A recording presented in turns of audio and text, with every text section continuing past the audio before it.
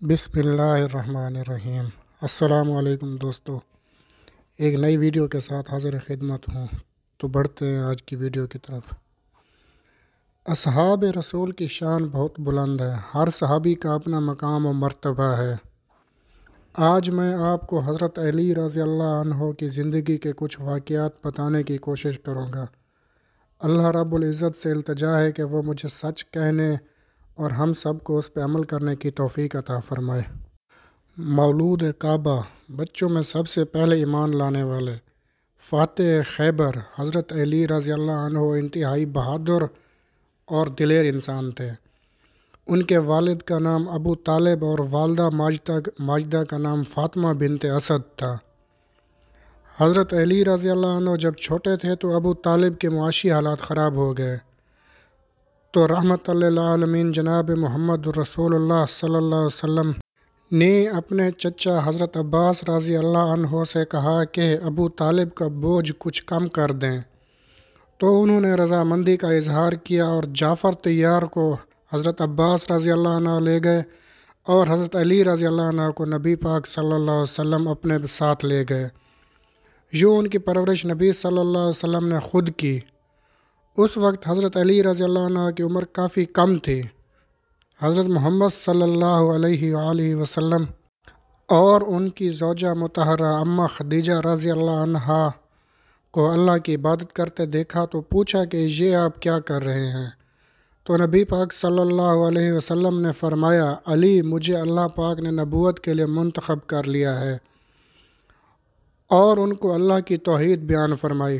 تو حضرت علی رضی اللہ عنہ نے فرمایا، میں نے ایسا تو آج سے پہلے نہ کبھی دیکھا اور نہ کبھی سنا تھا۔ اللہ کی وحدانیت کا اقرار کرتے ہوئے آپ امام الانبیاء صلی اللہ علیہ وآلہ وسلم دست مبارک پہ ایمان قبول کر لیا۔ اسلام کی دعوت دینے کے بعد جب بھی نبی کریم صلی اللہ علیہ وآلہ وسلم پہ تکلیف پہنچتی تو حضرت علی رضی اللہ عنہ نے ہر مقام پہ آپ کا ساتھ دیا۔ نبی مکرم صلی اللہ علیہ وسلم ان کی گردن پہ ہاتھ رکھ کے فرماتے تھے، علی، تو میرا بھائی ہے۔ حضرت علی رضی اللہ عنہ کو قرآن کے بارے اتنا علم تھا، فرماتے تھے کہ اللہ کی قسم، مجھے قرآن مجید کی ہر آیت کے بارے میں علم ہے کہ کب کہاں اتری، دن میں اتری یا رات کے وقت اتری۔ حضرت علی رضی اللہ عنہ عشرہ مبشرہ میں سے ہیں جن کو رحمت للعالمین صلی اللہ علیہ وسلم نے زندگی میں ہی جنت کی بشارت سنا دی تھی۔ حضرت علی رضی اللہ عنہ کا خوبصورت چہرہ، گھنی داڑھی، قد زیادہ لمبا نہیں تھا، مضبوط بدن تھا، وجود پہ زیادہ بال تھے، یہ حلیہ تھا ان کا۔ اور بہادری کا یہ عالم تھا کہ جب آپ کی عمر 21 یا 22 سال تھی تو نبی رحمت صلی اللہ علیہ وسلم نے ان سے فرمایا کہ علی، مجھے اللہ نے ہجرت کا حکم دیا ہے، مجھے جانا ہے، آپ میرے بستر پہ سو جاؤ۔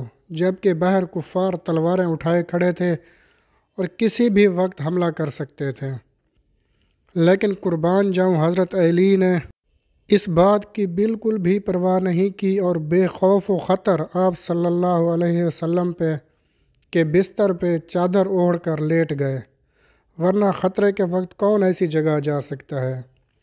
جب دشمن اندر پہنچا، دیکھا کہ حضرت علی رضی اللہ عنہ سو رہے ہیں تو وہاں سے بھاگ گئے۔ غزوہ بدر میں جب کفار سے مسلمانوں کا مقابلہ ہوا تو جنگ شروع کرنے سے پہلے مشرکین کی طرف سے 3 جنگجو نکلے اور کہا، ہم سے مقابلہ کرنے کے لیے 3 نوجوانوں کو بھیجیں۔ تو نبی صلی اللہ علیہ وسلم نے حضرت حمزہ رضی اللہ عنہ، حضرت عبیدہ رضی اللہ عنہ اور حضرت علی رضی اللہ عنہ کو بھیجا۔ حضرت علی رضی اللہ عنہ نے اپنی شجاعت اور بہادری سے ان کا تلوار کے ایک ہی وار سے کام تمام کر دیا۔ حضرت علی رضی اللہ عنہ نبی پاک صلی اللہ علیہ وسلم کے ساتھ ہر غزوہ میں گئے سوائے غزوہ تبوک کے۔ جب غزوہ تبوک ہوا تو رسول اللہ صلی اللہ علیہ وسلم نے حضرت علی کو اہل بیت اور دیگر لوگوں کی حفاظت کے لیے مدینہ میں اپنا نائب بنایا۔ تو حضرت علی رضی اللہ عنہ کہنے لگے، کیا آپ مجھے عورتوں اور بچوں میں چھوڑ کے جا رہے ہیں؟ نوجوان تو میدان جنگ میں اپنی بہادری کے جوہر دکھائیں گے۔ میں یہاں کیا کروں گا؟ نبی کریم صلی اللہ علیہ وسلم نے آپ کو تسلی دی اور فرمایا کہ کیا آپ مجھ سے اس بات پہ راضی نہیں ہیں کہ آپ میرے لیے ایسے ہو جیسے موسیٰ کے ساتھ ان کے بھائی ہارون تھے۔ فرق یہ ہے کہ موسیٰ کے بعد نبی آ سکتا تھا، میرے بعد نبی نہیں آ سکتا۔